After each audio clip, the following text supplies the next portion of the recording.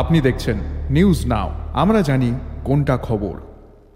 বুধবার বজরংনগর ইন্ডাস্ট্রি এলাকায় বৃহৎ পরিসরে 59,070 বোতল ফেন্সিডিল ধ্বংস করা হয়। এনডিপিএস মামলার ভিত্তিতে বাজেয়াপ্ত নিষিদ্ধ এই মাদকগুলোর কালোবাজারে মূল্য প্রায় 1.5 কোটি টাকা। আইন অনুযায়ী নির্ধারিত প্রোটোকল মেনে সম্পূর্ণ হয় ধ্বংস কার্য। মাদক নির্মূল অভিযানে এই ধ্বংস কার্যক্রমে উপস্থিত ছিলেন হাই লেভেল ড্রাগ ডিসপোজার কমিটির চেয়ারম্যান রমেশ রেড্ডি। মাদক বিরোধী লড়াইকে আরও জোরদার করার লক্ষ্যে এই উদ্যোগ গুরুত্বপূর্ণ বলে মন্তব্য করেছেন কর্মকর্তারা। के लिए हम ये कहना चाहूँगा, एक तरफ से गवर्नमेंट का प्रायोरिटी है प्रिवेंटिव मेजर्स करने का। इसके लिए प्रयास के दौरान हम हर मोहल्ला में, थाना के मोहल्ला में हो, बीट एरिया पुलिसिंग के, और जहाँ जहाँ हम स्कूल बच्चों से इंटरेक्शन होता है और जहाँ योजन के सामने या स्पोर्ट्स इवेंट्स हो रहा है, कल्चरल इवेंट्स हो रहा है, वहीं पे तो खूब पब्लिसिटी करने का एक डायरेक्शन भी है।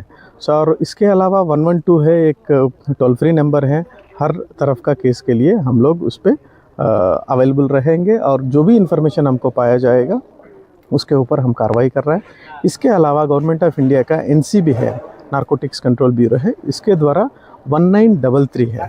ये नंबर भी एक टोल फ्री नंबर है, 1933 है।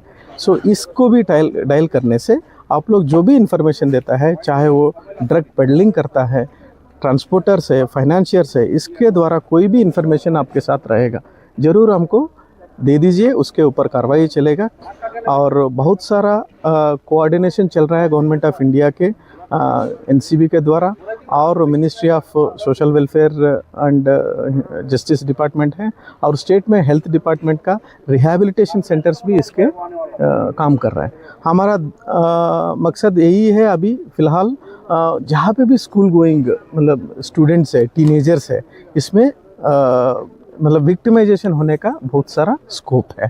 इस पे पेरेंट्स का रोल बहुत है, टीचर्स का है, और हमारे जैसे नौजवान को और गवर्नमेंट डिपार्टमेंट्स का बहुत भूमिका है। प्रयास का द्वारा हम ऑलवेज अवेलेबल है, और आज का डेट में मीडिया का प्रेजेंस बहुत अच्छा है, और आप लोग भी जब भी ऐसे इंसिडेंट्स होता है इसके बारे में थोड़ा अच्छा प्रसारण माध्यम में आप इसका जानकारी दे दीजिए, ताकि हम लोग इसका विक्टिमाइजेशन ना करें। और जो इसके व्यापार के दौरान देखता है और बिजनेस करना चाहता है, उसके ऊपर कानून बहुत कठिन है।